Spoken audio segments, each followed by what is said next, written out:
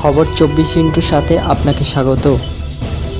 নতুন নতুন খবর জানার জন্য আমাদের চ্যানেলে চোখ রাখুন। নমস্কার দর্শক বন্ধুরা, স্বাগত আমাদের এই চ্যানেলে। পরীক্ষার কেন্দ্র তারও থাকার কথা ছিল, প্রশ্ন উত্তরের গোলকধাঁধায় হয়তো গভীর মগ্ন থাকতো।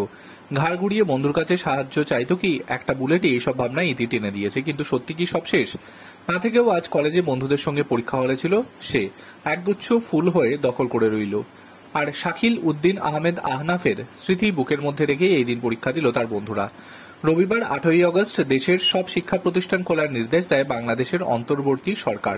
সেই মতো খুলেছে ঢাকার বিএসএফ স্বাধীন কলেজ। এই কলেজের একাদশ শ্রেণীর পড়ুয়া ছিল বছর 17 আহনাফ। কোটা সংস্কার আন্দোলনে যোগ দিতে গিয়ে গত 4 আগস্ট মিরপুরে গুলিবিদ্ধ হয়ে মৃত্যু হয় তার। এদিন পরীক্ষা হলে একটি টেবিলে একগুচ্ছ ফুল রাখে পরীক্ষার্থীরা। সেই ফুলের ওপর কাগজে লেখা আহনাফের নাম। তাকে বেঞ্চে বসিয়ে রেখেই এদিন পরীক্ষা দেয় সহপাঠীরা। সেই ছবি সোশ্যাল মিডিয়ায় ভাইরাল হয়েছে। কোটা সংস্কার আন্দোলন ঘিরে জুলাই মাসে শুরু থেকে উত্তপ্ত হতে শুরু করে বাংলাদেশ। কিছুদিনের মধ্যে পদ্মাপাড়ের দেশে সেই আন্দোলন বৃহৎ আকার নেয়। আন্দোলনে যোগ দেয় আহনাফ। টিয়ার গ্যাস এবং রবার বুলেট একবার আহত হয়েছিল। তার মা ও পিসি তাকে আন্দোলন থেকে দূরে থাকতে বলতো। তখন কোটার সংস্কার আন্দোলন শহীদ আবু সাইঙ্গের সঙ্গে কথা বলতো আহনাফ। পরিবারের সদস্যরা বলতো বড় হয়ে এমন কিছু করবে যার জন্য পরিবারের সবাই তাকে নিয়ে গর্ব অনুভব করবে।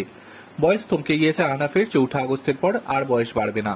ওই দিন মিরপুরে আন্দোলনের সময় একটি গুলি বিঁধে তার শরীরে নিথর হয়ে যায় আহনাফ। বয়সে আর না বাড়লেও বড় হয়ে গিয়েছে সে। আজ তাকে নিয়ে গর্ব করে বন্ধুরা। রবিবার স্কুলের সেই সহপাঠী আহনাফের জন্য একটা বেঞ্চ ছেড়ে রাখে তারা। Bureau report.